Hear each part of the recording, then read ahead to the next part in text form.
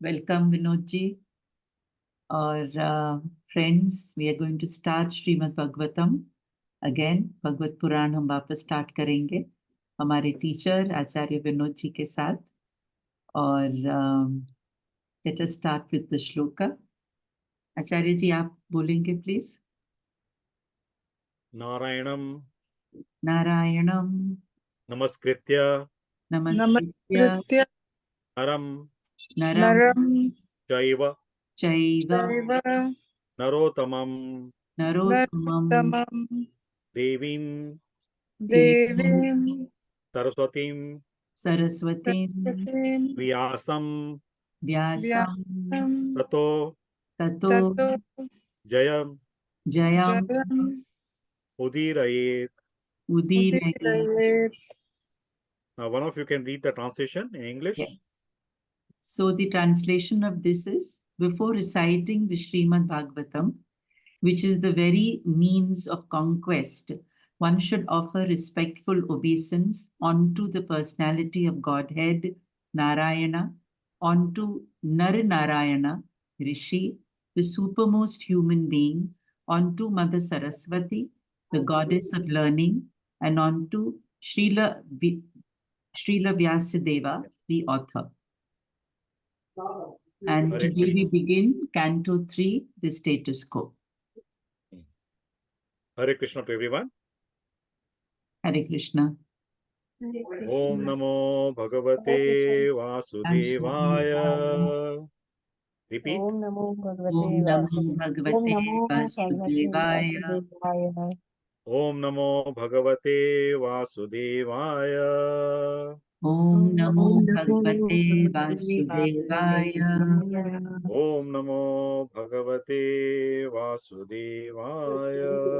Om Namo Bhagavate Vasudevaya. So we are continuing our discussion on Srimad Bhagavatam, Mahapuran, the great scripture, epic. So we were talking about the meeting of Mahatma Vidura with Muni Maitreya, the sage, the great sage. So we talked about how cleverly Vidura started asking questions from Maitreya Muni, who is his guru. In the last discussion, we talked about, we said, we can learn from the scriptures, the characters of different scriptures, different things which can help us in our social life, in this material world, also which can help us to evolve spiritually. So both ways we can benefit. So very interesting way Vidura asks questions from Maitreya Muni. And since today is the Nityananda Prabhu's appearance day, and yesterday was Varahadev's appearance day. Varahadev is one of the 10 incarnations of Krishna, Lord Vishnu. And yesterday was his incarnation. And the Leela, the pastimes of Varahadev were also described by Maitreya Muni to Mahatma Vidur. So, since it's a good coincidence, we are starting today, continuing our discussion. So it is good that we glorify Lord Varahadev on today's day. His glories are very nicely explained in the third canto of Srimad Bhagavatam, which we are talking about. And we are discussing the topics from the third canto. Now there are 10 main incarnations of the Lord. These are 10 main incarnations. Of course, Lord appeared many times, numerous incarnations he has, countless incarnations he has. And 10 incarnations are very popular. Most of you may be knowing about them. Can you name any of the incarnations of the Lord? Anyone? Any incarnation, if you can remember. Matsya Avatar, Varaha Avatar, Kacha. Sorry? Matsya Avatar, Varaha, Matsya. Yes. Matsya Avatar, Varaha Avatar. Kuruma Avatar. I think Correct. it goes like Matsya, Kuruma, And Varaha, Krishna. Narsimha, and Vamana Avatar, Vamana Avatar. and Parshurama. Yes. Rama, Krishna, and Balarama. Buddha Correct. and Krishna. Yeah, Krishna is not considered as incarnation. Krishna is a Buddha. avatari. Balaram is considered as incarnation. Buddha, and then Kalki is the last. Kalki, yes. Kalki, in the form of Kalki, Lord will appear at the end of the Kali Yuga. Kali Yuga, correct. Yeah. So, starting from the Matsya Avatara, the fish incarnation, and then it was the tortoise, the Kurma incarnation, and after that was Varaha Avatar. In one of the discussions, we talked about these incarnations of the Lord, and I said, that there are some kind of speculations which became very viral for quite some time about these 10 incarnations. I shared one example where the message I got, one young man, he goes to his grandmother and tells, about the evolution of life and all that. So his grandmother tells him actually it matches with the explanation given in our scriptures. Because he said that first the life was in the water, then little bit in water, then land, like that. That kind of evolution, the theory of evolution people talk about. And the grandmother said actually same kind of explanation is given, which matches with this theory of evolution. But actually, it is wrong speculation. It is not so.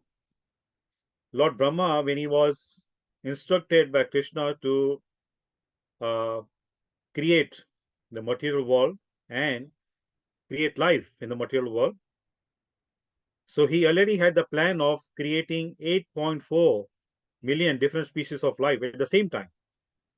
There is no mention in the scriptures about the evolution what we talked about, in a modern society, modern times. Actually, it is completely wrong.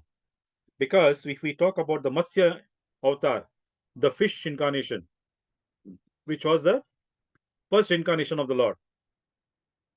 Now, according to the modern theory of evolution, that means there was only fish in the water. No other creatures were there, right? No creatures on the land. But if you read that incident, the history, I won't say story, the history of that incarnation, that fish in the small form was found by the king named Satyavrata. And Satyavrata is a human being, right? He was a human being. So he found that fish, and then when he was going to put that fish back into the water, that fish spoke to him and told him, please don't throw me in the water, because there are so many bigger creatures in the water, they will kill me. So the king felt very compassionate towards the fish, and then brought the fish to the palace, and then he put the fish in the pond. The size of the fish started increasing, and eventually the king had to bring that fish back to the ocean. So my point I want to make here, that human beings were also there. If king was there, that means other citizens also must be there. Otherwise, without the citizens, how could be the king's existence? So this theory, the modern theory of evolution, it doesn't match with the explanation, the history mentioned in our scriptures. So all these 8.4 million species of life, they were created by Lord Brahma simultaneously at the same time. It's not that by one he started creating. So today we are going to discuss about the bow incarnation, the Varaha incarnation, or in a very simple language you can say pig incarnation with the tusk. Now there are two different time periods when this boar incarnation appeared. Lord appeared in the form of a bow. One was in the beginning when Manu wanted to increase the progeny following the instructions of his father Brahma. So Manu asked Lord Brahma that if he increases the progeny, where the progeny can be sustained, where the people will stay, where the creatures will stay. So some land was required. So at that time, Brahma found that the earth, because of after the dissolution, after the annihilation of the whole creation, the earth was submerged into the water. It went all the way to the bottom of the water, the ocean. So even initially, Lord Brahma also could not find. So when Lord Brahma was very worried, anxious, uh, to give answer to his son Manu, where is the land, where is the earth, which can sustain the life. So when he was worried at that time, from his nostril, one small bow incarnation appeared when Lord Brahma exhaled. And very fast, very quickly, it started increasing in size. And that was boar incarnation of Lord Vishnu. Lord Brahma offered very nice prayers. Even Manu also offered very nice prayers. Even the citizens, the denizens of Janaloka, Tapaloka, Siddhaloka, all upper planetary system, they offered very nice prayers to the Vara incarnation of the Lord. That form of the Lord was white in color, Shweta Varaha. So that went down all the way to the bottom of the sea and dig the land under the sea and brought the earth back and put it back on the water, balance it on the water. So that was Shweta Varaha. That means white in color. So boar incarnation again happened in Satya Loka, Satya Yuga. Now the reason behind appearance of Lord Varaha at that time, it is mentioned in the Bhagavatam in the third canto. Maitreya Muni is telling Lord Mahatma Vidura. At that time, there were two very big, cruel, wicked, dangerous demons named Hiranyaksha and Hiranyakashipu. Have you heard these names before? Hiranyaksha and Hiranyakashipu. Have you heard Yes, the name yes. of Prahlad? Yes. I like to watch. Yes, yes. I love seeing. Have you heard the name Prahlad, Yes. the great devotee of the Lord? Yes. So Prahlad was the son of Yes. Hiranyakashipu, and Hiranyaksha was the brother of Hiranyakashipu. Now, how these two demons took birth? Now, this is very interesting. You can see that, in our Vedic culture, so many subtle things are mentioned, which scientifically, logically, intellectually make so much sense. It is said that Kashyapa Muni, who had 13 wives, all those 13 wives, his wives, they were sisters, and they were the daughters of Daksha Prajapati. Daksha also is a son of Lord Brahma, one of the sons of Lord Brahma. So the 12 sisters, they already had children. Kashyapa Muni's 12 wives, they already had children. Only Diti, the wife named Diti, she did not have any child. So one evening, she approached her husband Kashyapa Muni to sow the seed in her womb. At that time, Kashyapa Muni was doing meditation. It was the evening time, dusk time. So Kashyapa Muni told her to wait for some time, because around sunset time, it is called Shiva Muhurata. In the morning, before the sunrise, is called Brahma Muhurata. And in the evening, dusk time is called Shiva Muhurata. So Kashyapa Muni told her that it is Shiva Muhurata. During this time, Lord Shiva, riding on his carrier bull, he goes around in the whole material creation, and he sees that if any couple is having illicit sex at that time, or having any physical union at that time, he puts one of the ghosts into the womb of that lady, the woman. That's why Lord Shiva is called Bhutanath. That means he is very merciful, very compassionate towards the ghost. Bhuta means the ghost, right? The ghosts who do not have the physical body, they only have the subtle body. One of the reasons it is mentioned that why the living beings, they get the form of ghosts is because they commit suicide. So when they don't value their human form of life, they give up the human body, then they have to wander without the human body, without any body, in the subtle form. And they feel so much tortured by that, because subtle body cannot remain still at one place. Little bit blow of the air will sway the subtle body. So Lord Shiva feels compassionate towards these ghosts who have subtle body, do not have the gross body. So to give them the ghost body, he puts this ghost into the womb of the woman, who is having physical union with her husband at that time, around the sunset time. It's very inauspicious time considered. It is good for the meditation, not for any material activity, especially the physical union to impregnate a woman. That activity should be avoided. Now, because she could not control herself, she pushed her husband, then her husband also gave up. Kashyapa Muni thought, the fate is very strong, the destiny is very strong. So he gave in to the desire of his wife, Diti, and he had physical union with his wife. And after the physical union, his wife regretted. She repented. She felt very sorry, very sad, that she could not control herself. And during that inauspicious time, she pushed her husband to sow the seed in her womb. So she asked for forgiveness from her husband. So her husband said, now, whatever is done, we cannot reverse it. So because the seed was sowed at that time, the inauspicious time, she would give birth to 2 boys. And when these boys, they grow up, they will become very horrifying, very dangerous demons. They will kill the Brahmanas. They will destroy the Vedic culture. They will harass the citizens. They will be the bad rulers. And people will be so much fed up, tortured by them. But because he said that she realized her mistake and she regretted, because of her repentance, her grandchild will be a great devotee of the Lord. And her grandchild was Prahlad Maharaj. Right?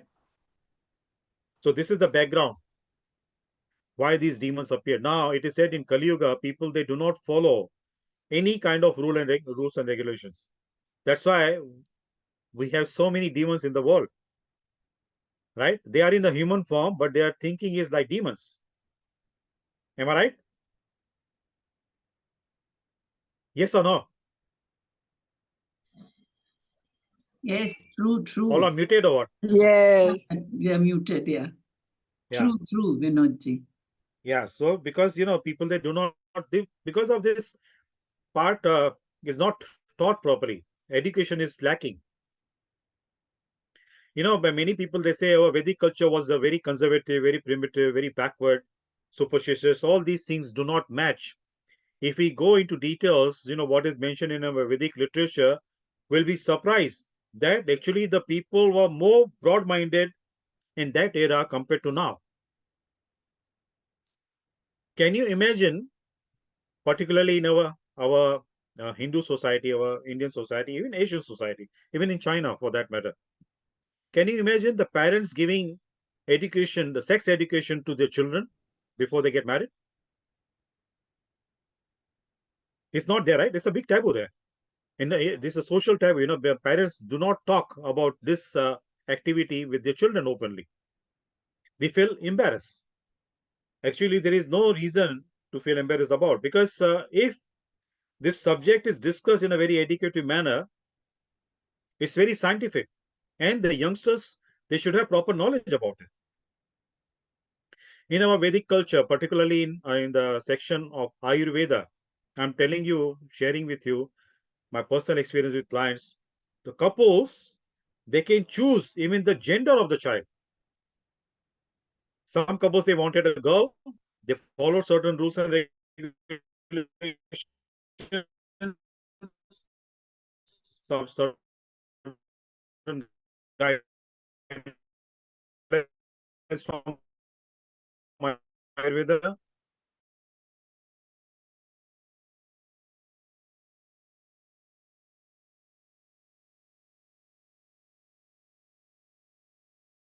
Discuss about that topic. But actually, it's a common thing. It's very normal. When at the puberty, when the chemical, hormonal, biological changes happen, the curiosity increases to know about this. Youngsters, they receive the knowledge from the right source, the life can be saved.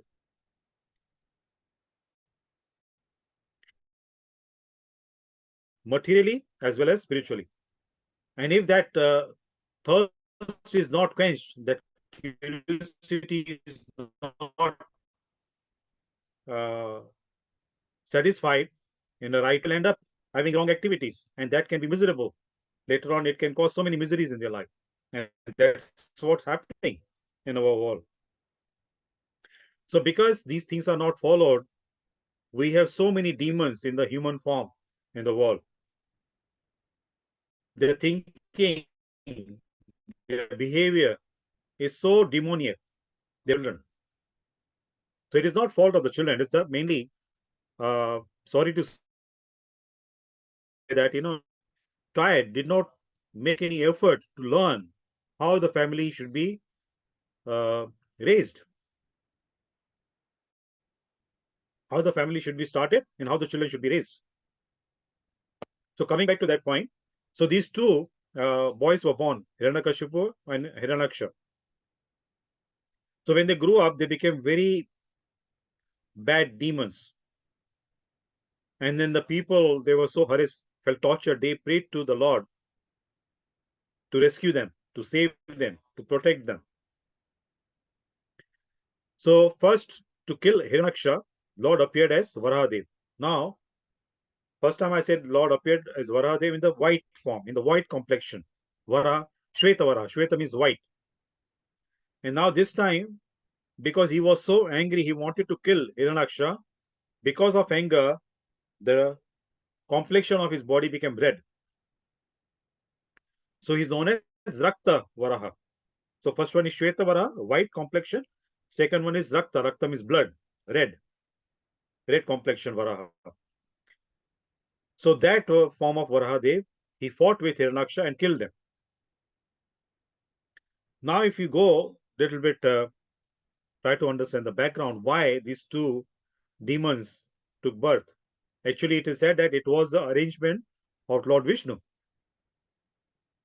One day, 4 sons of Brahma, 4 Kumaras, they are called. They are like, they look like 5-year-old boys, but they are very, very, very old, very learned scholars, very knowledgeable. So they wanted to have darshan, they wanted to see Lord Vishnu. So they went to Vaikuntha planet, where Lord Vishnu resides. Very nice description is given of Vaikuntha planet. Now, here I want to share something more. First, I want to ask you, is there any heaven and hell in this material creation? Can anyone answer? Is there separate hell and separate heaven in the material creation?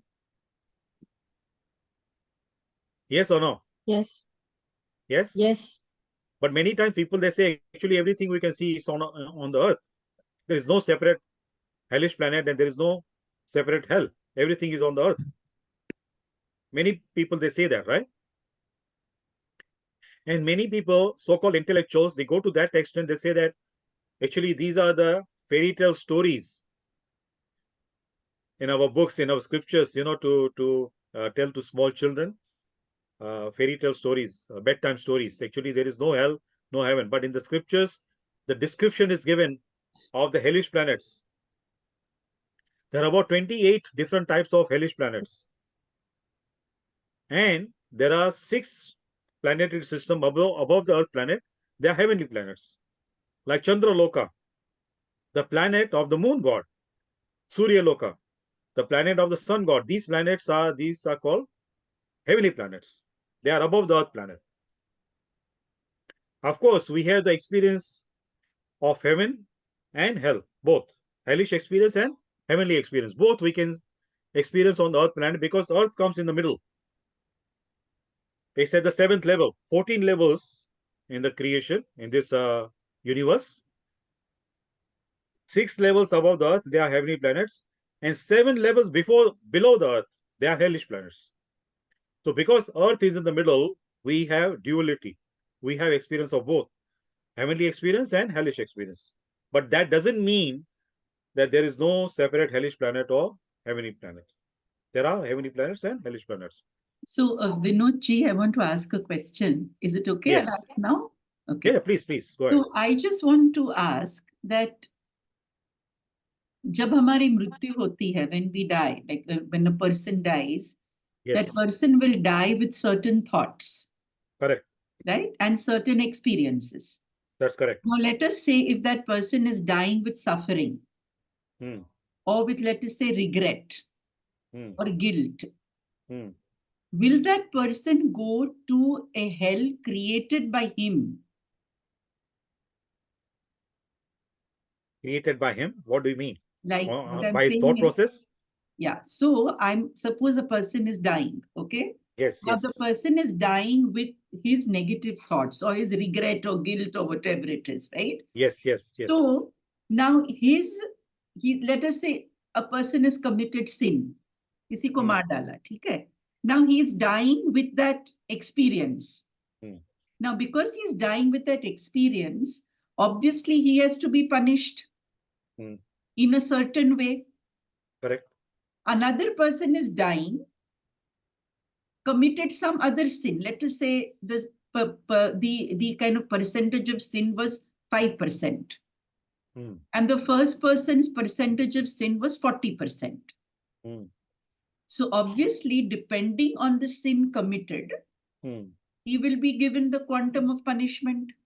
Absolutely, yes. So that quantum of punishment will decide the kind of hell he will go to. Hmm. Right? So if that quantum of punishment will be decided by the person and by whoever else, right? Hmm. That Hmm. means, like aapne kaha ki 28 different hells are there. Hmm. So that person doesn't have to visit 28 different hells, right? Yeah, very He will good be question going you asked. to that hell that is related to his quantum of punishment. Yes, now, Is that very good understanding question. Very correct? good point you raise. Very good point. Huh. Very logical point. I give you practical example. Now you are in Mumbai, right? Hmm. I'm in Hong Kong. The weather conditions are different, Hmm. correct? But we are on the same planet, Correct. same Earth planet, Hmm. correct? Now, according to the weather conditions surrounding us, we experience, right? So the degree of our experience is different due to the climatic condition, but still we are on the same planet. So there are 28 hellish planets. So the person, even they commit different kinds of sins, but if they have to go to one particular hellish planet, they will go there. But according to the degree of their sin, according to the type of sin, they will suffer in the same hellish planet. It's not that according to their thought process, according to the regret, guilt, another hellish planet will be created. No, hellish planets are already created. Correct. So there are already places, not places, I'll say, but there are these subtle spaces, Yes. yeah, which are marked as hell. Correct? Yes. Now, when I die, obviously, see, what I'm trying to say is, जब एक आदमी मरता है तो उसका मन जो है वो it's not going to go away that easily, right? Yes. And Yes. his consciousness will be carrying that experience. Correct. So his consciousness has the ability to manifest a hell. वैसे मैं कह रही हूँ क्योंकि कॉन्शियसनेस Yeah. जो है वो manifest कर सकती है कुछ भी. Yeah, it will not manifest a particular hell, but it will manifest his experience, Correct. his torture, his pain. Correct. So he will manifest an experience which seems like hell. Yeah, but he will go to that particular hellish planet as well. So See the hellish planet, see, I'm just trying to say logically, the hellish planet has, we say, everything is created by some experience. हर चीज experience से ही बनती है, right? So what I'm trying to say is collectively, across yugas, these so many people must have had similar experiences. So is it possible that these hellish places were created through the yugas as what I'm trying to say is that कि ये जो hells है, were they always existing or were they created by experiences of people across yugas? Very good point. Very good point, Trupti ji mentioned. Now see, we are thinking from our limited consciousness, our limited evolvement of our consciousness, our limited intellectual development. Now, Yeah. Lord Brahma, who got the instructions, who received the instructions from the Supreme Person to create the whole world, in that universe, the hellish planets also there, heavenly planets also there, right? So his intellectual development, his consciousness was much more evolved than ours, right? We are experiencing these things now, and we are trying to analyze these things now, right? But he already had that experience, and he created according to that. The description of 28 specific hellish planets, that also description is given in the Bhagavatam. I think it's in the 5th canto of the Bhagavatam. Okay, we will wait. And a brief kind of explanation is given, details are given that for which kind of sin the person has to go to particular hellish planet. Now, in this regard, we raise very, very good point, Truptiji. I give you another example, practical example.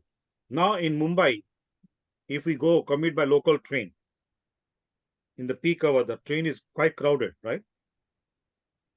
Now, the compartment is already there. The train compartment is already there, designed by the engineer, right? And manufactured by the government, according to the government's orders. Now, we cannot change the compartment. We cannot change the design of the compartment, right? But how we react to the people surrounding us in the crowd, that is up to us. How much pain, how much uncomfortable we feel, that is up to us. Each individual will feel in different way. Correct. But all these individuals, they are in the same compartment. Correct. That's हाँ. So मैं वही कह रही हूँ कि हर व्यक्ति का experience जो है वो different होगा. Yes. He may visit the same hell, yes. but the quantum of punishment that will be given will be different for each person, depending on the person's sin committed. Absolutely. So what I'm saying is that person is visiting that place, and according to his sin is creating his hell. That's what I'm trying to say. Yeah, now और see, उस hell के अंदर बहुत सारी चीजें हैं, okay, which the Lord has already placed, right? Yes. And he will go to that place जहाँ से उसकी punishment होने वाली है. Absolutely, yes. Okay. Now here just little correction or addition, you can say. The creation of the situation is not controlled by the person, is not controlled by the sinner. Is controlled by the creator. But जैसे if a person is put in the jail, जैसे if a person is put in the jail का जो क्या कहते हैं, the person, the warden will either put him in cell number 3, 7, 8, etc. Yes. Right. Correct. Yes. Yes. Very, very good, valid points you raised, Ruptuji. So yes. So coming back to this point, people many times they say, that there is no hellish planet, there is no heavenly planet. No, actually these are there. If we read our scriptures, the description is given, or the hellish planets and heavenly planets also. And unfortunately, I'm sorry to say about that. Very sad to say about that. Actually, we Indians are the one who promote this kind of theory. We hear from outside, instead of correcting others, we also start believing and promoting this kind of theory. Oh, there is no hellish planet, there is no heavenly planet. Everything is there. Everything is here. It's not true. Right? So the description of the Vaikuntha planet also is given in the Bhagavatam 3rd canto. Maitreya Muni's explained to Vidura. Nice description he gave. I would strongly suggest to all of you. Now, everything is available on the fingertips. In your device, if you go to, you just in Google search Srimad Bhagavatam, Canto 3, Veda base. You'll get the whole description. The description of I think it's in the 14th chapter of the Bhagavatam. Can you just repeat? I have to search what? Srimad Bhagavatam. Any particular site? Canto 3. Okay. Yeah, Canto 3. And you just write Veda base. Veda base. VEDAPASE. Veda base. Okay. So the whole explanation you will get. So please read the description of the Vaikuntha planet. Very beautiful description is given. That Canto, I think 14th chapter. 14th or 15th chapter. So coming back to this part, so Lord Brahma's 4 sons, they wanted to have darshan of Lord Vishnu. They wanted to see Lord Vishnu. So when they arrived at the entrance of the doorkeepers, Jaya and Vijay, doorkeepers of Lord Vishnu, they stopped them. They stopped the 4 sons of Brahma from entering the Vaikuntha planet. Now, here, very interesting point I want to discuss with you. See, generally the nature of the devotee is such, they encourage others also to go to the temple, go to the places of worship, right? And here, the 2 doorkeepers who are the devotees of the Lord Vishnu, stopping other devotees, 4 sons of Brahma, from entering the Vaikuntha planet. How can it be possible?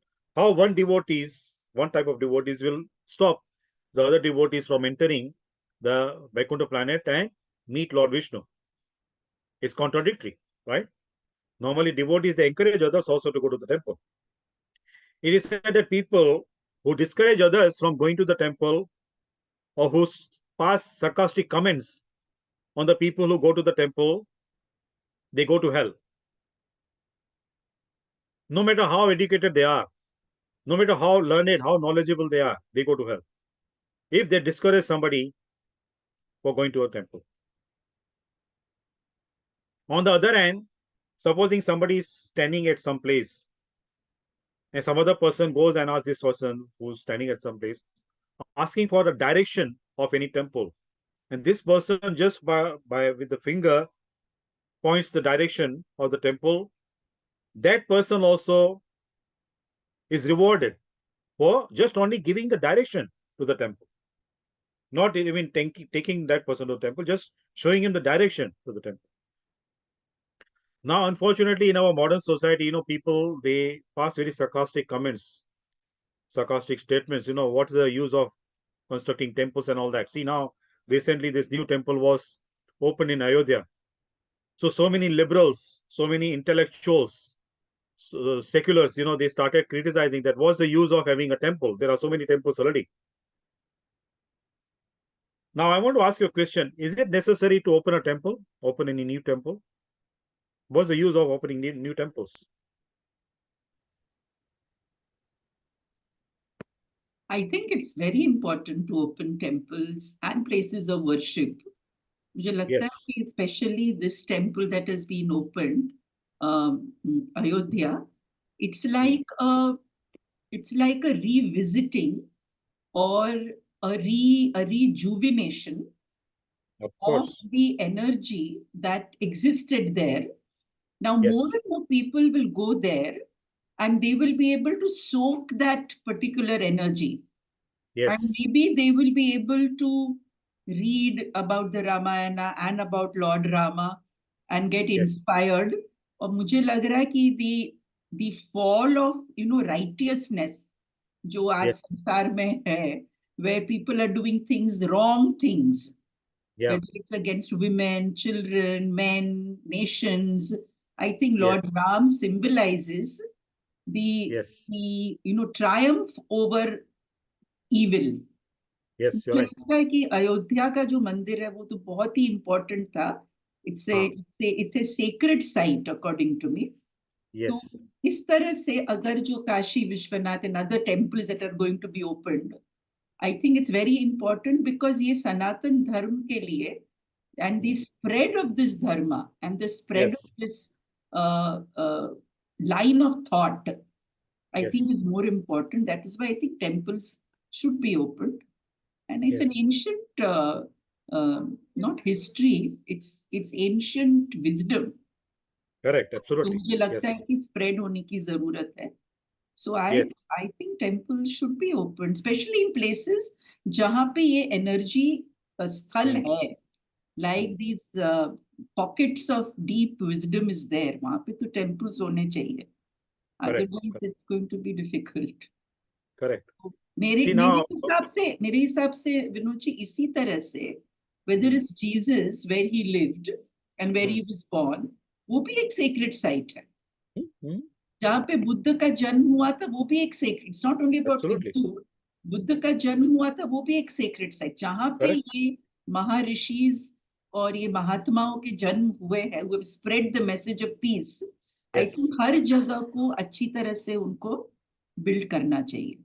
Absolutely. Absolutely. You're right. That's what my humble request is. Thank you for your contribution, and very valid point. Very nicely you explained. Now, once was having this discussion in one of the discourses, so somebody asked the same question. क्या आवश्यकता है इतने मंदिर खोलने की? पहले से इतने सारे मंदिर हैं, भगवान तो सब जगह पे. Many people intellectual they say God is everywhere. Correct. Why do you need a temple, right? Hmm. So it was summertime here in Hong Kong. Summertime is very hot, very humid. So I asked the guy, do you have air conditioner at home? So he said, of course, we have air conditioner at home. I said, without air conditioner, you cannot sit properly, comfortably at home, right? If you're going out in the humid environment, you feel very hot, you feel very itchy, sticky and all that. Then you go and sit in the air conditioner, you will feel very comfortable. Why do you need air conditioner? Because air is always there in the environment, right? But you need concentrated cooling effect of the air conditioner. So you have air conditioner at home. So same way, the spiritual energy is quite concentrated in the places of worship. So we need these places of worship so that, we feel energized. Of course, God is all pervasive, it is present everywhere, but we do not have the eyes to see the Lord everywhere. We are not so advanced. So, like, there are different requirements of the different levels of students. Primary school level, secondary school level, higher secondary school level, then university level, PhD level. So, according to the academic progress, the students are promoted, and the environment also, different environment is given for them to study, right? So same way, spiritually speaking, when we are at a very lower stage, kindergarten stage, where we cannot see God everywhere, so we need to have a form of the Lord where we can focus, where we can meditate, on which we can meditate. So for our benefit, for our spiritual involvement, these things are necessary. So this argument, many so-called seculars, they give, God is everywhere, there is no need for the temple and all that. So such kind of reason can be given. Then why do you have air conditioner at home? Air is everywhere. Then why are you bothered by heat? So because we are bothered by the outside environment materially, then we need some spiritual peace. So we need to find a place where the spiritual energy is quite concentrated, which can help us to feel peaceful. So for that reason, temples are required, places of worship are required. So, Vinod ji, there are people who will say that temples के अंदर तो only people go who are suffering. So, वो temples is also a place जहाँ पे suffering लोग जाते हैं. So, how is that going to be a very positive place? Some people argue like this also. Yeah, very good. Again, very valid point, Trupti ji. Now see, not only the homes, the offices also air conditioned, right? So people, they create an environment which is conducive for them to work comfortably, peacefully, without being disturbed by the outside harsh environment. So even the devotees also, they would prefer to go to the temples where they can practice comfortably. The environment is very conducive. And they also can give their association to the people who are suffering. By hearing spiritually more evolved people, we feel pacified. Our material misery goes down. Places of worship, it's not only for people who are suffering, it is for people who are spiritually advanced also. It creates a conducive environment for them also to continue the practice. Am I making sense here? That's true. Okay, I think Richa, better you raised your hand. You want to ask something? Go ahead and then Vinodji will continue. Yeah, thank you, Tripti ma'am. So my question follows, will follow with an experience that I had, Guruji. So I went to Ayodhya 2 years back when Ram Lila was still in the tent and there was a line, and So this was my first visit to Ayodhya. I have never been there before. Though my family belongs to UP and we keep going there, but I never went there. And as soon as we entered the limits of Ayodhya, there was something different which I felt. I did not share it with anyone because I did not have the words or the maturity to express what it is. And when I completed my visit, when I was in front of Ramlala, it was something that I couldn't explain. It was not too profound, to be honest, but I felt very nice, like a very normal person. I was not having any kind of like very unique experience, but I was very happy. Is finally I have come here. But even before there, I felt there was a different energy in that place. And after that, when I used to go for my morning walks, I would always stare at those, big monolithic rocks. Like I'm from a place where there are a lot of rocks everywhere. And my daughter will ask, why have you started like actually staring at these rocks? I just had one thought that, these rocks, they are here from millions and trillions of years. And what they have experienced, we have not experienced. So I just try to think that maybe looking at it, trying to connect with it, I might be able to experience that. And I have been to other places of worship, but being to Ayodhya was entirely different. And my take was that this is the place जहाँ पे भगवान राम स्वयं रहते थे. वो यहाँ पे पैदा हुए, वो यहाँ पे बड़े हुए. और an energy like स्वयं विष्णु जी अगर कहीं पे पैदा हुए हैं, तो वो तो टाइम इज नॉट डिपेंडेंट कि वो चले गए तो उनकी एनर्जी धीमे धीमे कम हो रही है. It is like they are beyond the realms of time and space, right. और मैं बहुत जगह गई हूँ, काफी जगह, बट मुझे वैसी फीलिंग नहीं आई. As soon as I entered the city premises, it was like completely different. Like I am, मेरे भी अभी भी गूज़बम्स आ रहे हैं thinking of that. And everyone must have experienced. Abhi bhi when I look at YouTube and wo Ram ji ki Ram Pratishta dikhti, I start crying from like so miles away. And it is like, and people were human also. वो पंडित जी जब मैं tent में गई, I was with my 10-year-old daughter and मैंने बोला बेटा एक minute रुक जाते हैं. और तो he saw that we wanted to stand, so he was also very humane. Sorry to say, but when I go to temples in South, they are very mechanical. उनसे बोलेंगे ना प्लीज एक सेकंड खड़े रहने दो, they don't let you stand. And here I saw that people are so humane. They actually, he has the distinction कि कोई ऐसे ही footage मारने के लिए खड़ा होना चाहता है, और someone is like really. So he allowed me to stand for 10 more seconds, and that was enough for me. But I have never had that kind of experience in any other devsthan than Ayodhya. So I just wanted to share my experience. And Very then good. Thank you. Thank you. why everybody says कि भगवान तो आपके अंदर है, भगवान तो आपके अंदर है. तो आप मुझे ये बताइए कि मैंने अपनी तरफ से एक because I am not in a very big city or something, I don't come across many great people like Tripti ma'am भी है बॉम्बे में. मैं बहुत दिनों से ट्राई कर रही हूँ कि मैं जाऊँ मिलूँ ऐसे. तो कि भगवान अंदर कैसे हो सकते हैं. तो suddenly I had a thought, and आप मेरे को करेक्ट करिए दिस इज राइट और रॉन्ग, कि लाइक वी ट्यून और रेडियो, राइट. रेडियो की फ्रीक्वेंसी हम ट्यून करते हैं कि हमें विविध भारती सुनना है कि रेडियो मिर्ची सुनना है. So meditation is a way of tuning to the that presence कि आपके साथ.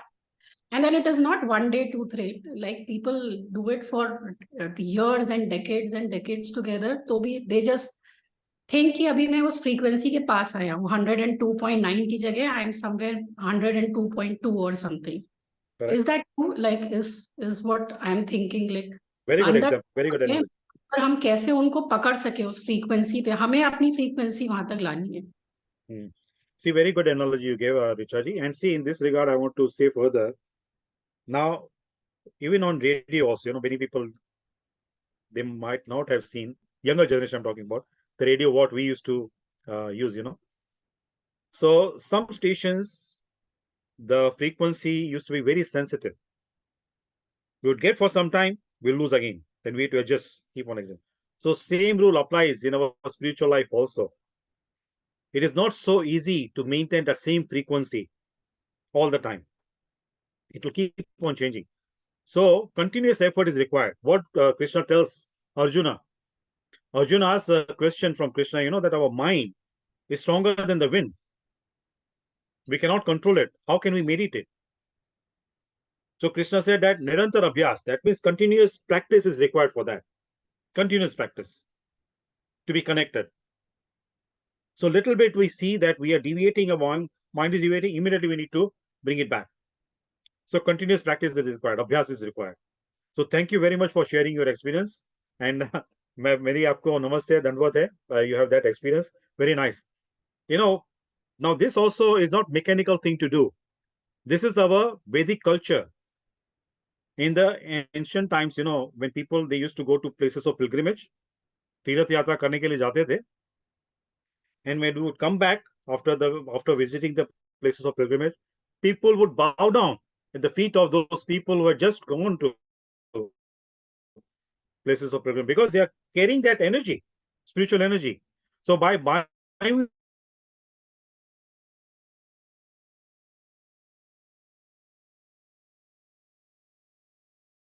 त्रेता युग में थे वो चले गए, उसका अर्थ ये नहीं है कि एनर्जी चली गई, because we are talking about spiritual energy.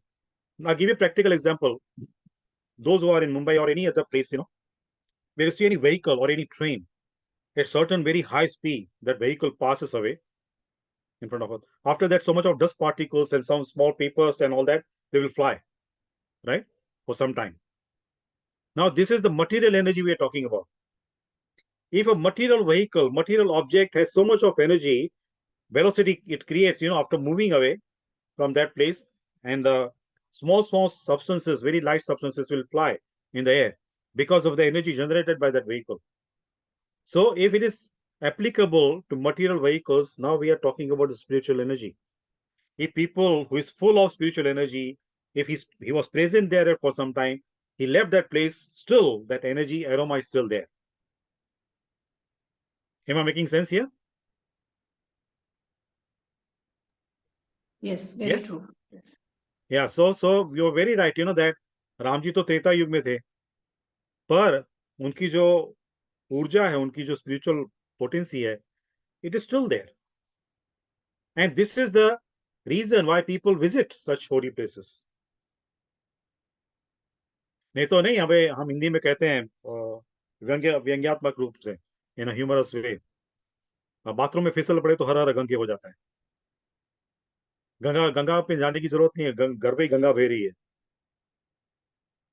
So these kind of excuses should not be used. If it is possible for us to go and visit the places of pilgrimage, we should do that.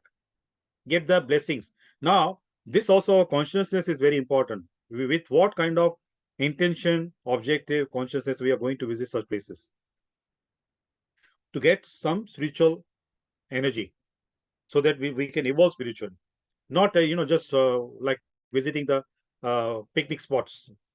It should not be like that. So that is the significance of visiting the holy places. So yeah, coming back to this part, what we were talking about. So people, they talk so many things, and they discourage, they actually laugh at people who go to the temples. Many times people I've heard, I'm not sure whether you have heard or not, but I've heard quite a few times, Murti Puja, we say Murti Puja, deity worship. Actually, it is deity worship. It's not idol worship. Without Pran Pratishtha, it's an idol.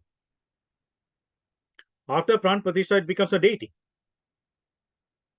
क्योंकि उसमें वो ऊर्जा आ जाती है ना, वो जो भी देवी देवता है, जिसकी वो मूर्ति है, जिसकी वो छवि है, प्राण प्रतिष्ठा करने के बाद उसी देवी देवता की, भगवान की उसमें ऊर्जा आ जाती है. So then it is no more simple idol, it's a deity. So people in English, they say idol worship is for idle people. जिनके पास दूसरा कोई काम धंधा नहीं है ना, वो फिर वो मूर्ति पूजा करते हैं. But it is not true. So many saintly people, they were doing that. Even Ambrish Maharaj, in whose clan Lord Ramachandra appeared, Suryavanshi, Ambrish Maharaj, he used to go and worship Lord Vishnu's deity in his temple. Ambrish Maharaj, Suryavanshi. So this deity worship is a recommended process of devotion, expressing our devotion, in the form of the Lord in which we have faith. In that form we have faith, and the Lord enhances that faith in our heart when we do the deity worship. So it's not like, idol worship is for idle people, not like that.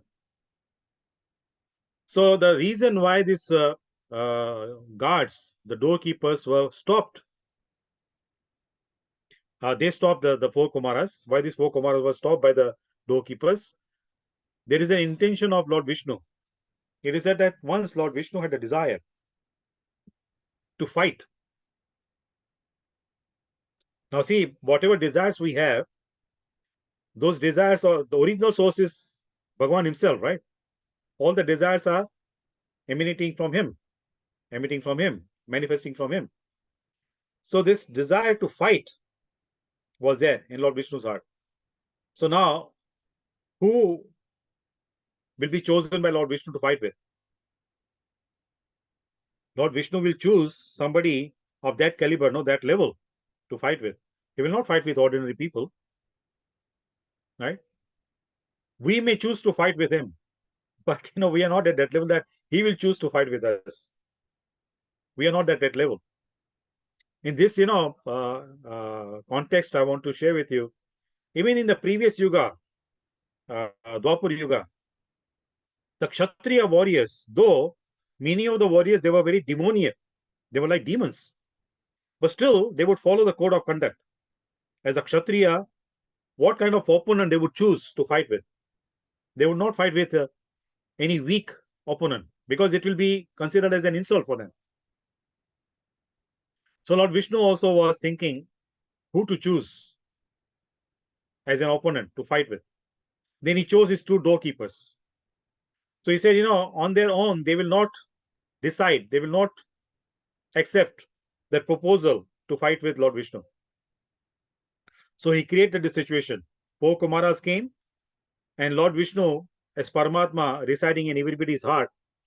So he was residing in the heart of these two doorkeepers also, Jay and Vijay. He changed their mind, and they stopped these four Kumaras from entering the Vaikuntha planet. And four Kumaras became so angry with them. They told them that, you don't have proper etiquette, spiritual etiquette.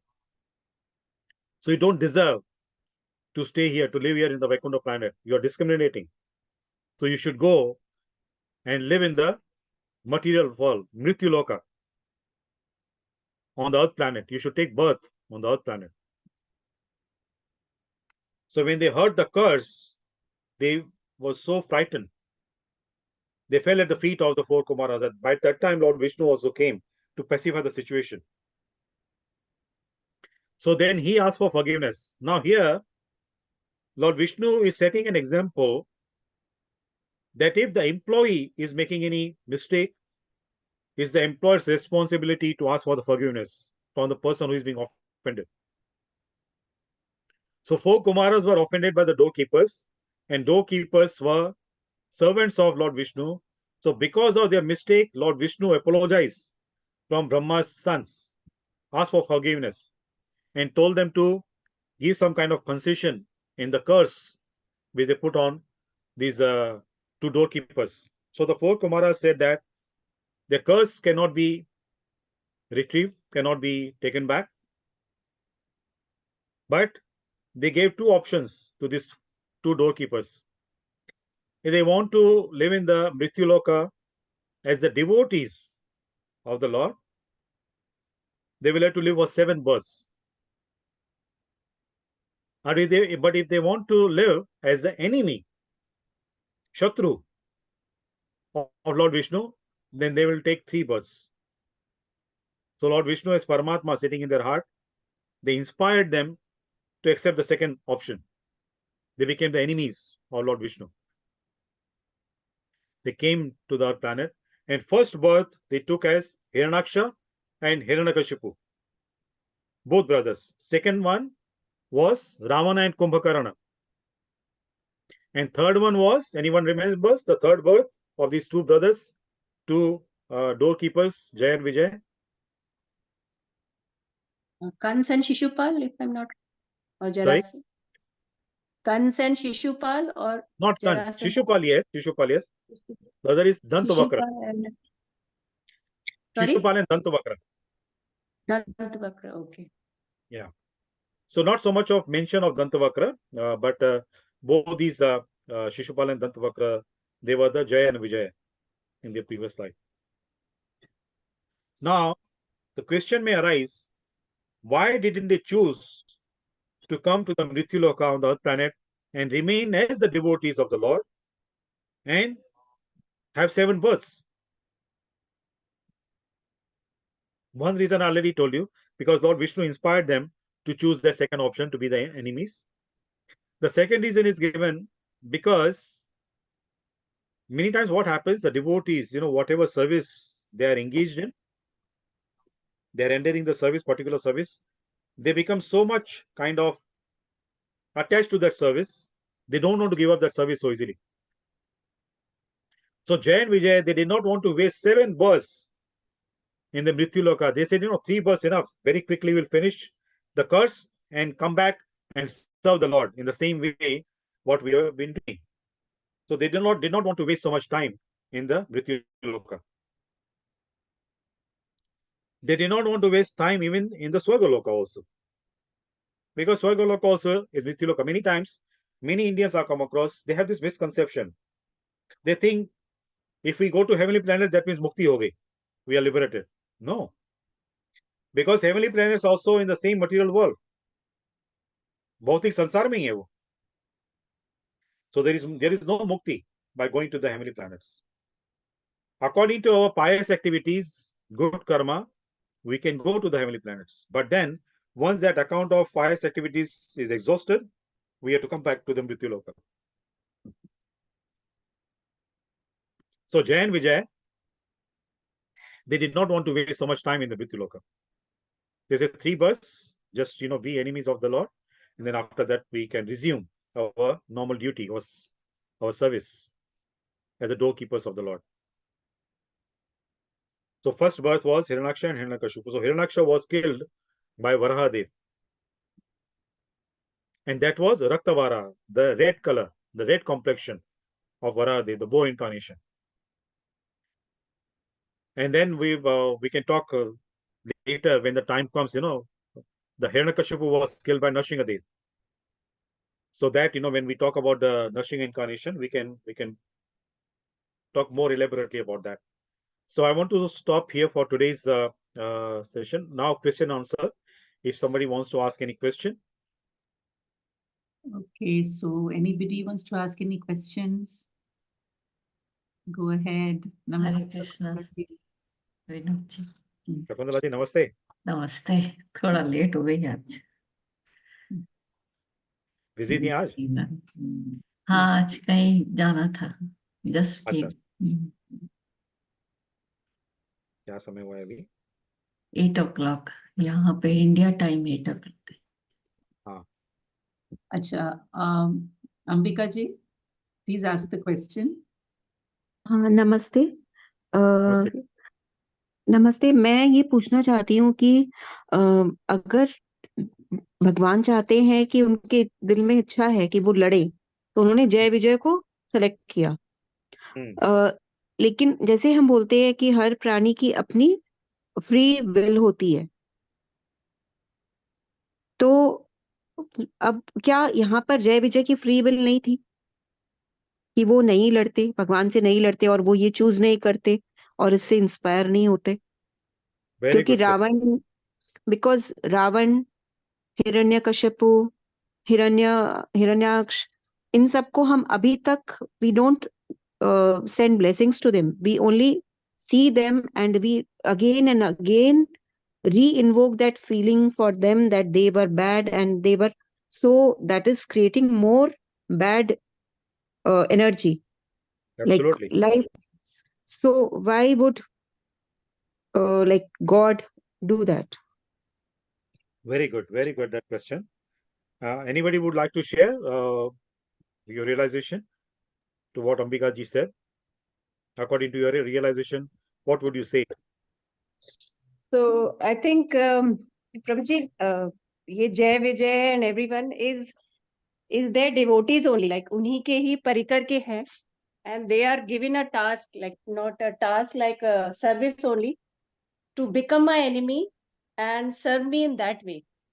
Like उनकी जैसे हमारी team होती है ना, like a head and team है, तो team के ही लोग हैं वो, उनको काम दिया गया है कि you go in the Treta Yuga, you will be fighting with me and serving me through that way.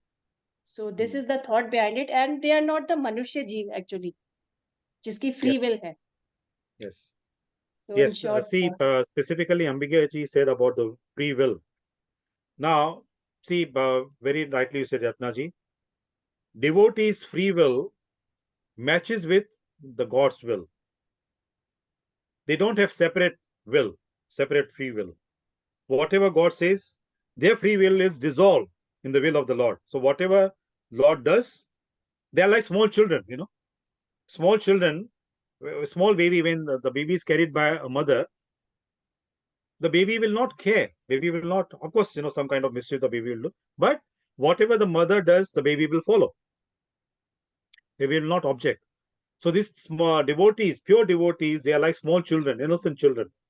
Their will completely dissolves into the will of the Lord. So there is no separate will. People like us, we have separate will. We have separate desires. And we want the lost desire to match our desire. And that doesn't happen. If we just change the equation, if we start matching our desire with the lost desire, then the things can go very smoothly. But we have our personal ego is very strong, right? Because of our strong personal ego, false ego, that also false ego. Now, ego also there are two, right? False ego and the true ego. If we say false ego, then there must be true ego as well. So the devotees who reside in the Vaikuntha planet or the planets of the Lord, they realize their true ego. And we are in this bhautik sansar, in the material world, our false ego is very strong. We identify ourselves as this body. And whatever associated, you know, whatever people they are associated with this body, or whatever objects we can use for this body, our thinking is very limited because of our false ego. And because of that, our free will does not match with the will of the Lord. And very good point, Ambika ji raised. Yes, so the Jay and Vijay, of course, they are the free will. But because of their true ego, they knew their true identification, that they are the servants of the Lord. So they need to please. Whatever pleases the Lord, they will do it. Even if the Lord wants to fight with them, they'll fight with the Lord. It's not because they are inimical towards the Lord. It's because it is lost desire. Like, you know, Ambika ji mentioned about Ravana also. Yes, you know, when we talk about these personalities, we have very negative thoughts about them, negative feeling about them. Because we don't have proper understanding, we don't look beyond that character. Like Hiranyakashipu's character, Hiranyaksha character, Kansa's character, Shishupal's character, Ravana and Kumbhakarna's character. We don't look beyond that. If we look beyond that, you know, they are Jay and Vijay, and they are devotees of the Lord, then we'll start appreciating it. Why I'm saying that? In the Ramayana, you know, when the Ravana's brothers were killed, his son was killed, Meghnad also was killed. He was alone now left. You know, he was left alone to fight with Lord Ram. His wife Mandodari told them that, you know, see, your more powerful brother Kumbhakarna also got killed. Khara and Dushana, 14,000 their army soldiers were got killed by Ramchandra alone. Your son also was killed, Meghnad, by Lakshman. So Lord Ramachandra is not an ordinary human being. He is Lord Vishnu himself. So now also you should go and surrender to him. And I'm sure that he will forgive you. Though your offense cannot be forgiven, should not be forgiven, but still Lord Ramachandra is so merciful, he will forgive you. Now see, very interesting reply this Ravana gave to Mandodari. Ravana told her that my constitution, my mindset, my thought process will not allow me to surrender to Lord Ramachandra. I know very well I cannot win if I fight with him. I will be killed. And actually, if I get killed by him, if I die after being shot by him, I will get liberated. And that is good for me. I don't have the mindset that I prepare an aarti plate, I offer incense, flowers, everything to the Lord and ask him for forgiveness. This is not in my nature. This is against my nature. I am a demon. So at least Ravana was honest, right? He knew his nature and he knew that he will be killed, but still he followed his nature and then he went and fought with Lord Ramachandra. Nowadays, in the age of Kali Yuga, the age of deception, cheating, hypocrisy, there are so many Ravana-like people in the human form, but they disguise themselves as great devotees or very sober people, very well-educated people, very civilized people. They disguise themselves as that. But actually their mindset, their thinking, their consciousness is like Ravana, character Ravana I'm talking about. Not the person that is a devotee of Lord Ramachandra, who was honest. So there are so many dishonest people. They don't want to admit what kind of nature they have, what kind of thought process they have.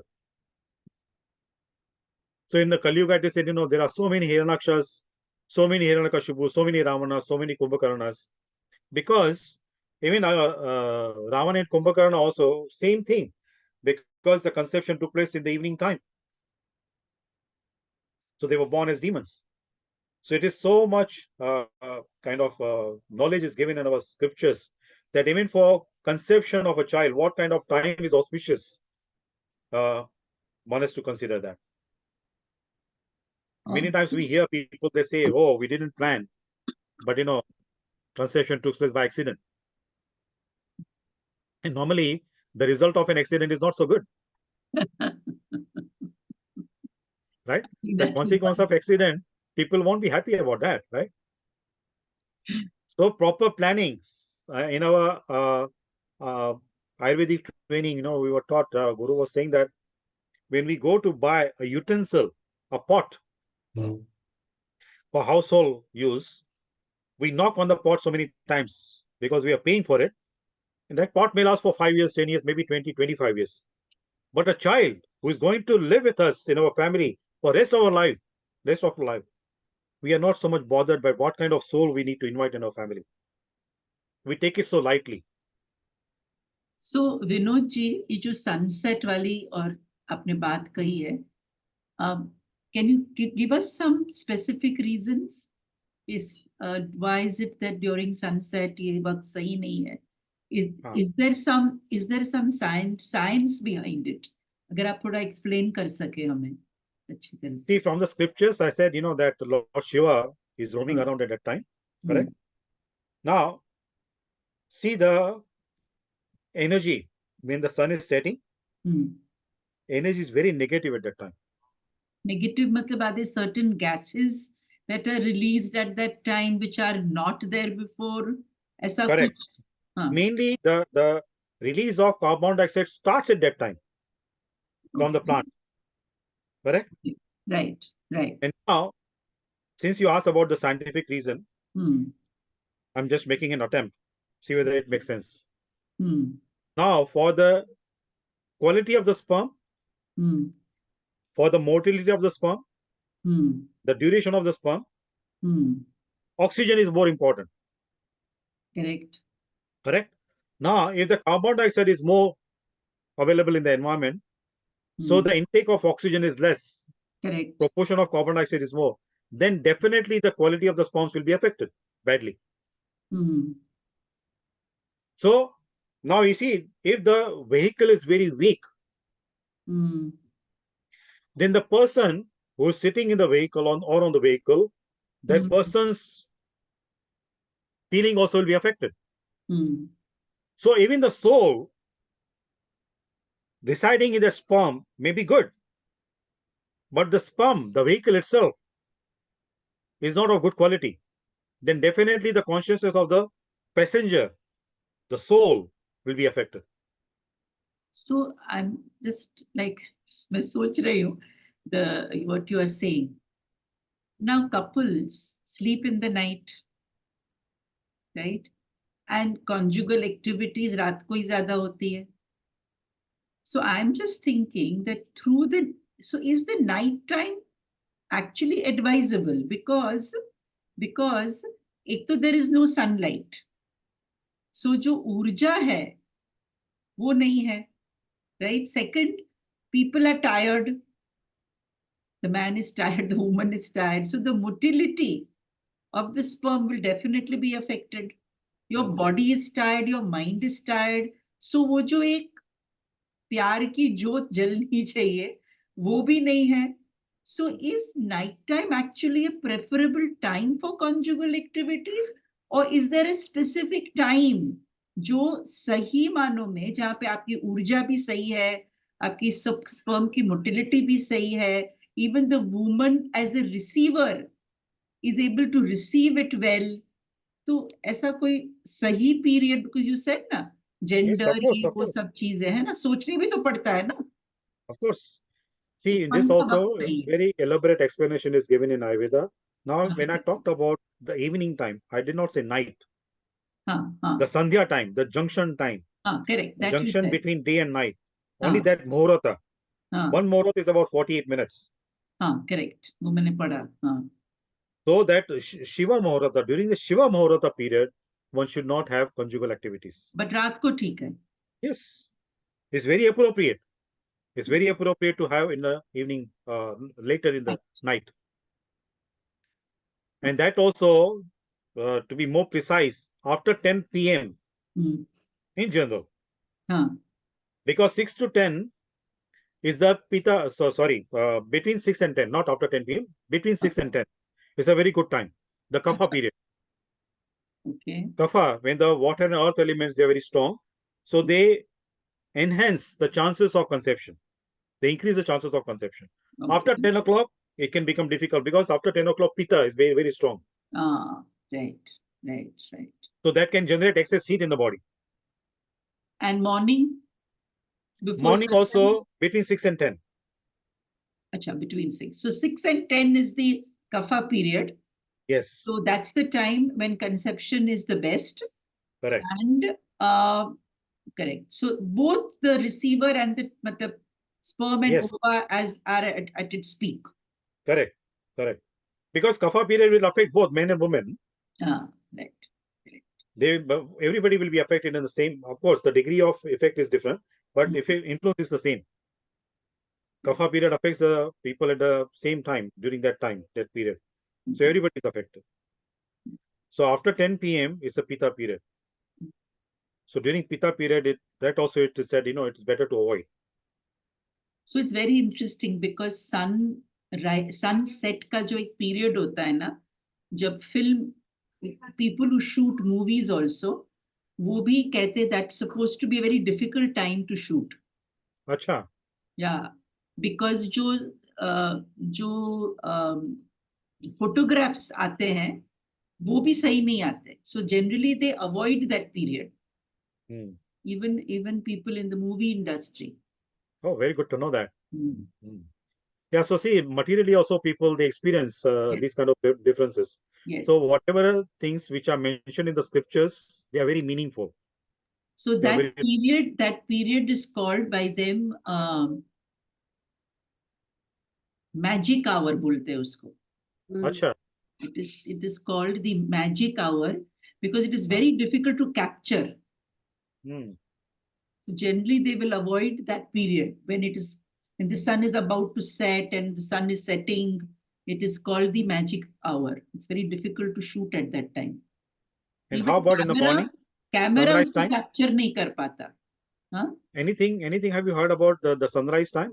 Sunrise, generally they shoot at sunrise, but it is difficult. It's difficult to capture that essence of sunrise.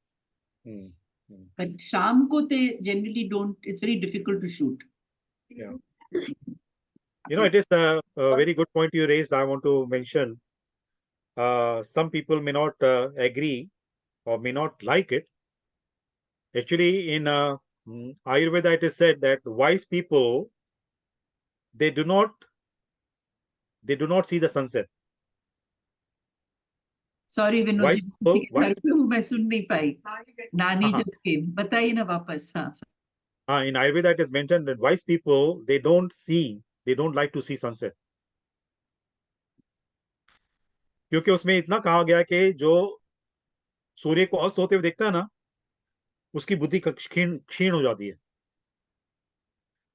और उगते हुए सूरज को देखने से बुद्धि तीव्र हो जाती है. But in our see, our society is such, that people, they specially go to see sunset. They think that it's so beautiful. Of course, it's beautiful, the creation is such, it's beautiful. सभी hill station में there is always a sunset point. Sunset point, yes. There is no kind of sunrise point. ये आपने देखा? सभी hill stations पे sunset point जरूर होगा, पर सनराइज पॉइंट नहीं होगा. Actually, at the time of sunrise, they're sleeping. Yes, So they are awake absolutely. only at sunset time. But you know, Yes. interestingly, Vinod ji, अभी recently मैं south में गई थी, kind of I went to Kanyakumari. तो कन्याकुमारी में sunrise point है. अच्छा. So at Kanyakumari, everybody in the morning at 5:30, there is a huge crowd, huge crowd, which is everywhere on the top of the terrace, everywhere watching the sunrise. हाँ. But sunset में वहां पे crowd नहीं है. हाँ. हाँ. So kind of Vivekanand, as we know, Kanyakumari में उनका रॉक है where he became enlightened. तो वहां पे सनराइज देखने के लिए लोग भीड़ होती है, सनसेट के लिए कोई नहीं जाता. तो ये interesting. Because the sun is the epitome of knowledge, no? हाँ, बिल्कुल बिल्कुल बिल्कुल. तो ज्ञान के दाता हैं, तो वो जब भी उगते हैं तभी उनका दर्शन करना चाहिए ना. Right. Also, I heard that during the sunset time, there's a change in the ultraviolet radiations also. Yes. And because of that, it affects our eyes also. That jyoti kam hoti hai. That is also one reason. Right. I mean, I remember my father used to always say कि इस time मत पढ़ा करो. So I used to feel very happy. Nice, very nice. तो या सो बुद्धि भी क्षीण होती है और आंखों की ज्योति भी क्षीण होती है. Anything of eye, like needle से कुछ करना, ये avoid ही करना चाहिए. It's said. हाँ. Yeah, should not strain the eyes at that time. Yeah. You should not watch too much mobile also. At that time. देखना पड़ेगा अभी. Sunset हो रहा है. Thank you. So prevalent people, they don't have, and then they are bereft of this knowledge, and that's why so many problems we have in the world. Yeah, true. Nice. Wonderful. Thank you, Vinod. Any other point somebody wants to interesting any comment or any question? Self-realization. I would want to comment because I studied Ayurveda also from Vaidya Dr. Piyush Dwivedi. He is very popular here, and he also mentioned that in Ayurveda he has given us notes. We have taken it down for the conjugal activity. If one wants to conceive a child, he in Ayurveda it's prescribed in very little detail on which day, which muhurat, which side the woman should be, which side the man should be, and which leg one should first put on the bed, and what should be the atmosphere of the bedroom, so the child born is very intelligent and very auspicious and everything. So but it's very difficult to convince our children to do that. So I don't. इसके of course, लिए go into the details. नहीं, I think for children will get convinced when some NASA scientist says all this. हम लोग Absolutely, ma'am. Absolutely. Unfortunately, yes, this is true. Yeah, it is true. This is true. So these things are mentioned very elaborately, as lady said, in Garbhodam Samskara in Ayurveda. Correct. But sometimes we need to see the practical aspect also. If we try to follow each and everything, like sometimes in my seminars, particularly on these topics, when we are talking about, give an example. In India, many times you see that at the railway crossing, हम कहते हैं फाटक है, right? There is fatak at the railway crossing. So one man, he saw the guard. He asked the guard, has the local train passed? The guard said yes. He said that as the मालगाड़ी pass हो गई, उसने कहा interstate गाड़ी हो गई. The guard got very upset. उसने कहा हाँ भाई हाँ, आपको करना क्या है? बोला मुझे रेलवे लाइन क्रॉस करनी, बोला अब तक तो आप क्रॉस कर चुके थे, इतना टाइम क्यों वेस्ट कर रहे हो? So the point I want to make, sometimes it's very true that younger generation, it's very difficult for them to understand and digest these things, get convinced by these things. So have to find some balance. Have to give them the guidelines which they can follow properly, instead of getting overwhelmed and getting fed up. Then they say, okay, we don't want child at all. Yeah. It's so complicated. We don't want to have any child. नहीं, पर मुझे लगता है कि अगर सही तरीके से एक्सप्लेन किया जाए by a person who is very wise, I think children today are open to listening to things. ऐसा नहीं है, Absolutely. वे भी अच्छी Absolutely. तरह से सुनते हैं and they are very fascinated. Yes. Fascinate हो जाते हैं कि अरे बाप रे, ये सब चीजें लिखी हुई है, you know. So I think the right like a doctor. I think आजकल सिंस कोविड, विनोद जी, कई people have come up who speak about गर्भ संस्कार. तो Yes. कई लोग ऐसे ऐसे भी वर्कशॉप्स करने लगे हैं and there are lot of youngsters attending. मैंने एक Yes. वर्कशॉप अटेंड किया था, I think it was for a month every 2 days. Covid के टाइम की बात कर रही हूँ. somebody in Bangalore who was talking about गर्भ संस्कार and all that. कितने लोग थे who were wanting to become parents and they were attending that program. Yes. Yes. कुछ 200 लोग थे, उसमें से 100 लोग तो ऐसे ही थे who wanted to, because COVID में टाइम ही टाइम था उनके पास. So Correct, maybe they wanted to, do it Start a the family right at that way time. or something like that, God knows, है ना. But बहुत couples थे, बहुत ज्यादा couples थे. So as I said, in the beginning, I said, some couples, they wanted to have a baby girl. So they got a baby girl after they followed her. Yeah. And one Indian couple, the lady had 3 daughters here in Hong Kong. She used to come for my yoga class. So after yoga, I was just chit-chatting with her. And then I asked her, whether she wanted to have another child. She said, no way. अगर चौथी भी बेटी हो गई तो मेरी सास मुझे घर से निकाल देगी. So then I said, no, if you're serious, then Ayurveda can help. So she and her husband, they follow things. And by God's grace, she got a son. When she conceived, at that time also jokingly, she said, Vinod ji, अगर ये चौथी भी बेटी होगी ना, मैं आपको दे दूंगी. अब मैं नहीं पालूंगी उसे. But then she got a boy. Correct. So yes, so see, जैसे हम कहते हैं ना कि जितने कायदे उतने फायदे. हाँ, बिल्कुल. So if you follow more and more rules and regulations with proper conviction, not it's an obligation or botheration or अभी ये भी करना है, then it doesn't work so well. But when we understand intellectually and apply logic and rationalism, then the results can be quite good.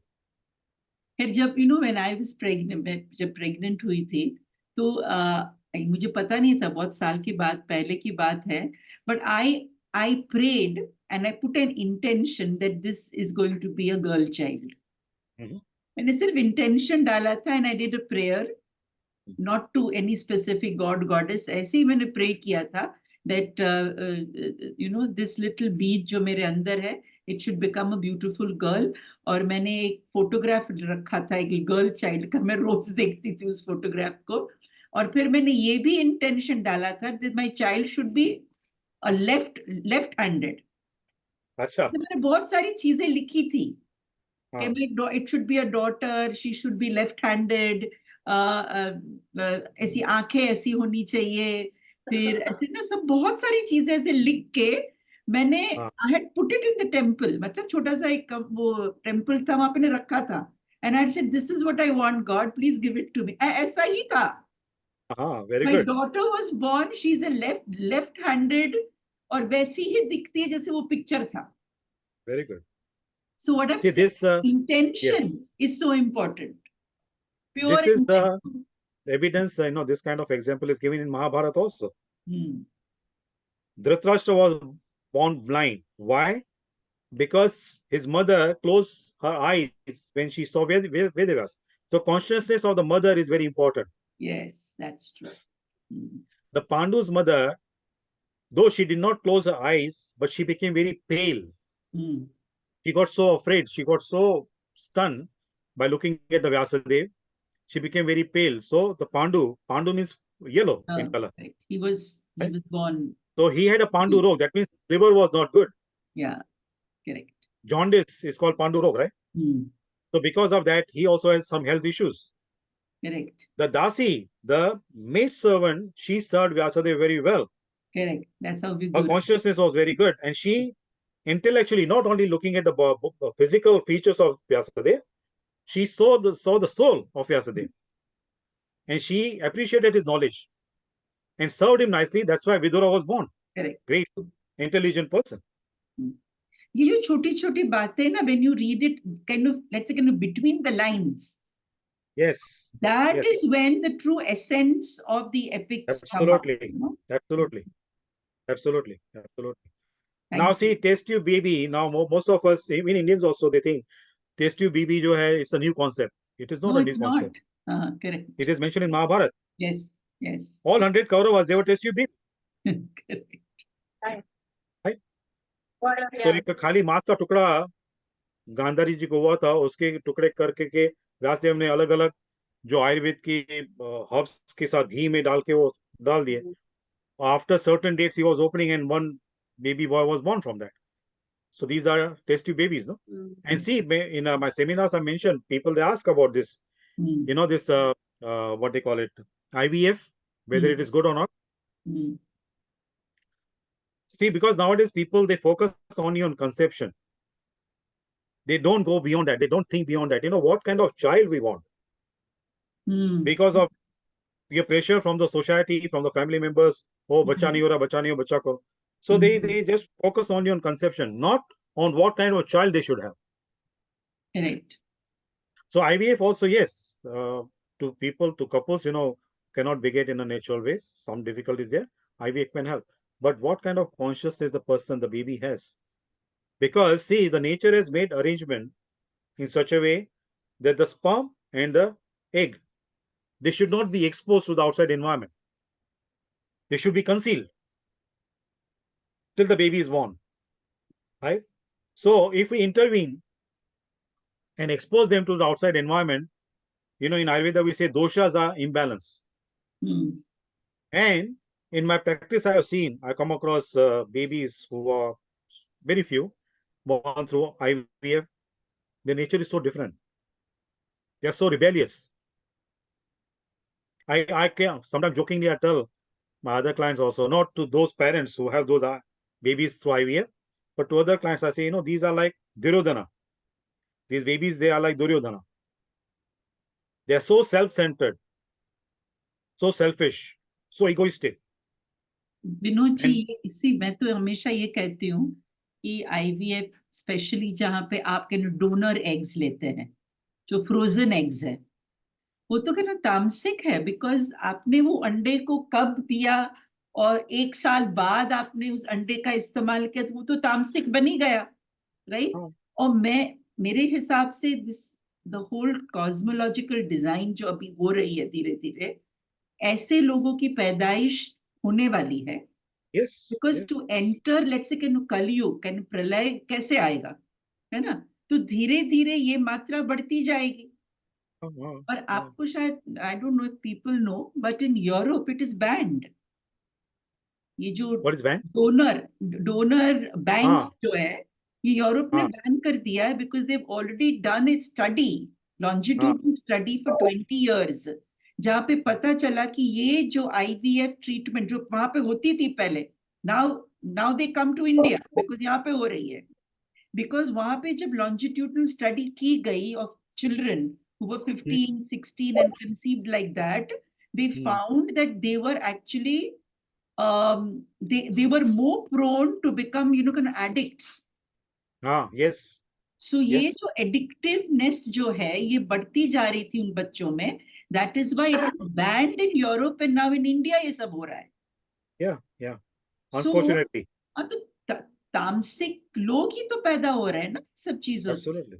Yes. अब वो तो कब पता चलेगा जब, because when these kids are 20 years old, तब पता चलेगा ना. अभी तो पता चलने वाला है नहीं. But a lot of them are having a lot of issues. Anger problems है, study नहीं करना, you know, autism है, बहुत सारी चीजें हो रही है बच्चों में. Absolutely. Yes. You know, I mean. So this is, you know, we are talking about the guidelines of conception. In Ayurveda, the guidelines are given after conception also, during the 9 months pregnancy. Correct. what a woman should do. So that explanation also, the development of the embryo, fetus, month by month, week by week is given. And particularly in the 5th month, strong instructions are given for a pregnant woman, what she should be careful about, mindful about. The 5th month, during 5th month, the desires start popping up. They start manifesting. The heart is formed, the physical heart is formed in the 4th month. But at a subtle level, the desires manifest in the 5th month. So, इसलिए 5वें महीने की जो गर्भिणी स्त्री होती है ना, उसको कहते हैं 2 हृदय वाली स्त्री. 2 हृदय. Then I've seen in my practice, women, they get desire to eat something or drink something which they might not have consumed before. So I tell them it is not their desire, it is desire of the baby. So they should fulfill it. They should pacify it. If they cannot consume that particular food item, at least in Ayurveda they say they should sip few sips of water they should have. So it will pacify the desire of the baby. If women, they neglect that, they ignore that desire, then the babies who are born, when they grow up, those individuals, they grow up, they feel so insecure. They become very greedy because when they were in the womb, their desire was not fulfilled. So they have psychological issues, emotional issues. So these things are also very nicely explained in Ayurveda. Unfortunately, our modern science, cannot go to that deeper level. True, Vinod. So they focus only on the conception. Okay, the couples want the children. Okay, go for IVF. Yeah. But they don't know the after effects. They don't care about the after effects of the conception done in this way. And they don't care of the after effects of the medicines. Correct. चलिए, thank you so much Vinod ji, आज का बहुत ही बढ़िया talk रहा.